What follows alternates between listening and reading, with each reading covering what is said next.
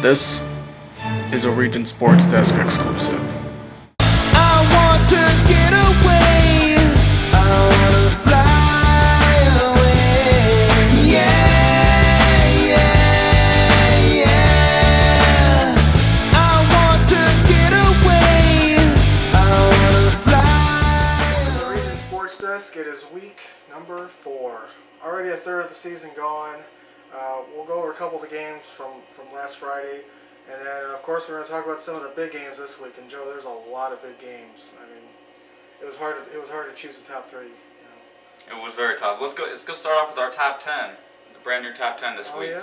Oh, we're going to start off number 10 in the area. I think the Wheeler Bearcats, they finally hit the pole after a decent win over Whiting.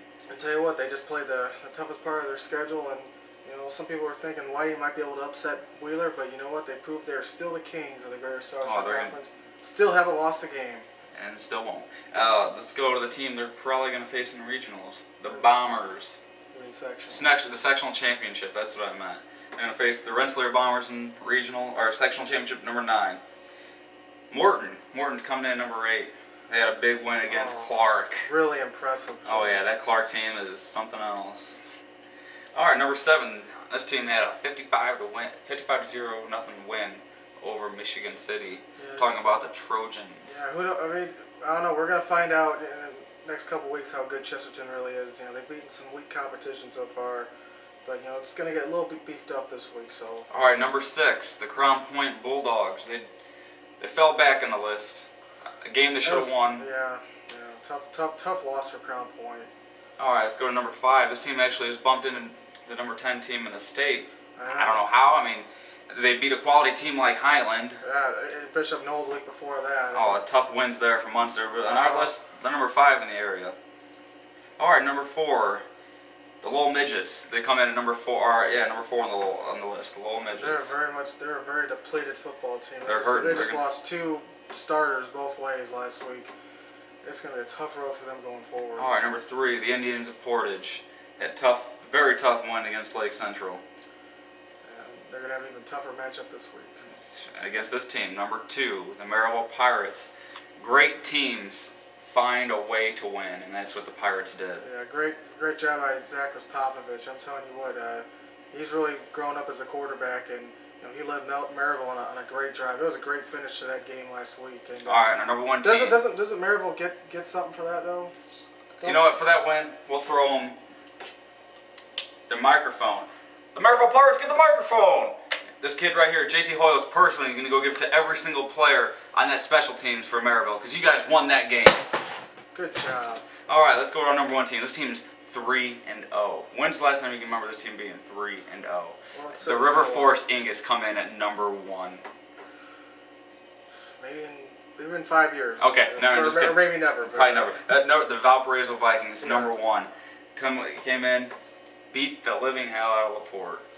Yeah, they ran the ball for what? How many yards? Over 300 yards. You know, they had a nice balance there. And remember, LaPorte's had Valpo's number. I mean, I think 6 out of the last 7 years. Yeah, so I mean, you know, people might think, oh wow, it was just LaPorte. Hey, this is a pretty big one for Valpo. They've struggled against LaPorte over the years. So yeah, you know, big opening win for Valpo and DAC. Definitely. All right, let's go to some of the games in the area. Bishop Knoll at Lake Station. Both teams looking for their first win.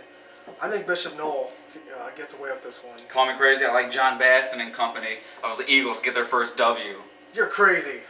All right, let's go to Whiting at South Central. This game is actually, we actually thought of putting this game as one of the top 3. Whiting's a great football team. South Central's turning around. Who do you like in this game? Because I don't know. I'd say this is the best small school game. But you know what? I really like the South Central team. They've really shown a lot of toughness, and they're playing at home. I mean, you know, that's a far drive from Whiting. I think South Central is gonna be a close, low-scoring game. I like South Central in a very close game. All right, well, Wheeler's playing North Newton at home. How bad is Wheeler going to win this game? I'm going to say I'll go 55-0. All right, another good game. Calumet 2-1 at the undefeated River Forest Ingots. And you know what? I think River Forest is going to stay that way. They are not the joke of the region anymore. I mean, they've actually They're actually somewhat legitimate in the greater section. I think they're gonna find a way to pull it out. It's gonna be a tough game, but I think they're gonna find a way. You're right. This is an upset. I'd still say it's an upset if they win. Yeah. I like Joe Pushka and company of the Ingots to beat the Calumet Warriors. Let's see what you got this week, Chuck Carter. Let's see if you can. Hey, every time you pick you to lose, you win. Yeah. Well, all right. All right. Clark at Lou Wallace. Clark's gonna come away with a big W there. Yeah. East Chicago Central at Gavitt. Everyone that plays Gavitt's gonna beat them. Everybody, they're gonna go winless. Bowman Academy at a very, very tough Heritage Christian team. They're a top 10 two-way school. They're always one of the top teams in the state. I look for this to probably be like a 60-0 game. Absolutely. All right, Hammond at Roosevelt. Well, this was a very competitive game last year, Joe. I'm telling you what, I think Hammond's going to find a way to win this game. They're going to sweep by them. All right, let's go. Hobart at KV, which may be a very close game. It could be a very close game, but I think KV is probably the worst team in the NCC right now. And KV beat them last year, but that was with Dylan Patrick. And they don't have him, which means a Hobart victory. No go chance. Brickies, baby! Bricks are going to win! All right. Get their second win of the season. All right, the Highland Trojans traveling to Morton. It's going to be a bloodbath over at the governor's mansion. Morton's going to win this one big.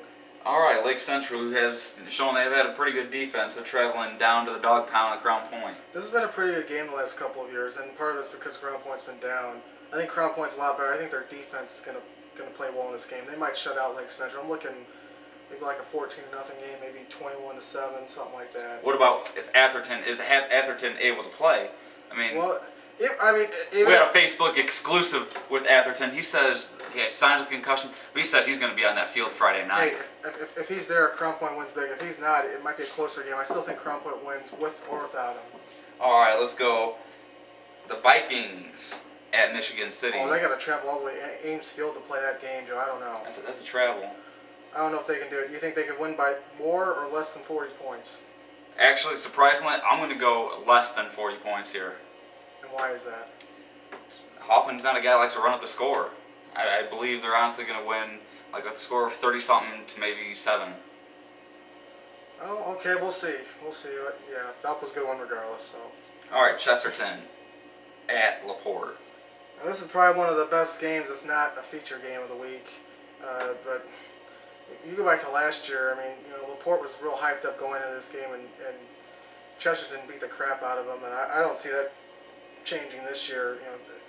I think Chesterton's going to show that they are, a legitimate team. That these, big victories weren't a fluke. I think they're going to beat LaPorte. So Chesterton's a contender. LaPorte's the pretender. For that, the Trojans are getting the cheesehead. Is that a coincidence? Cheesetown, cheesehead, baby. Trojans, lock of the week. I hope so. Last time I gave them the cheese, they let us down. I know. I better not let us down this time. All right, Rensselaer at Tipton. Tell you what, Tipton gave them a good game last year. It was like a 2-point game or something like that. It was a real tough game for Rensselaer last year. This year, this Rensselaer team is just too stacked. They're too tough. I see them winning this ball game. I don't care if it's at Tipton. I like Rensselaer. This is a really good football team. Bombers coming away big in this one. All right, let's go to this week's week 4 Twillers, baby. All right, first one. The whole midgets at Griffith. Wow, this is gonna be an ugly football game. I'm telling you right now, this could be literally like a 14-6 type of game. Not gonna be a lot of passes thrown. I don't know what Lowell's gonna do without Warres and Tyler Wright. That's gonna be really tough for them. I'm honestly looking upset. I think Griffith's gonna win this game because I don't see how Lowell's gonna be able to replace these guys in this game. They've got some easy games coming up, but I think Griffith's gonna get it done. It's at the Boneyard. It's always a tough rivalry game. It's always a good hard-fought game, no matter what year it is. I think they're gonna find a way to get it done. It's gonna be really tough for Lowell this week. I gotta agree with you. I just don't think Cole Midget by himself, which he basically does every week, win games by himself. It's gonna be very tough to go to the Boneyard and beat Griffith. Someone else has to step up. And it's very hard, like I said, very hard to play at the Boneyard. No matter how bad the Griffith team is, it's very tough to go into that environment to win. I like Griffith and a nail-biter to win this game. Let's go to our number 5 team, Munster, going down to 59-59 Broadway against the 59ers. Wow, I'll tell you what, if you go back to last year, and Durant, I mean, they had control of this game. They were up going into the fourth quarter. Munster came back to win the game. Look, Munster's played some really bad competition, the first 3 weeks. I'm sorry. Lake Central might be okay, but I mean, they haven't really played anybody. And Durant is a team, I still think we don't know enough about. They gave Maryville a game, it was a pretty close game going into the fourth quarter. But I still think that Munster defense is a little bit too tough. Their front seven's a little bit too good. Yeah. I think it's gonna be a close ball game, but I think Munster's gonna come out. I agree with you. That run game for Munster is so solid. I believe that's going to be enough to conquer the 59ers. Yeah, both of these games are close ball games, but yeah, I see Munster definitely taking the game this time. Obviously, we got another big game. Now I know we're talking about another show. We can probably just give a quick brief about the game of the week.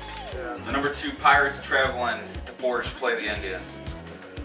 Well, I'll tell you what. Last time Maryville played Portage, came out with a victory. And not a lot of teams beat Maryville. Not a lot of teams in the region beat Maryville.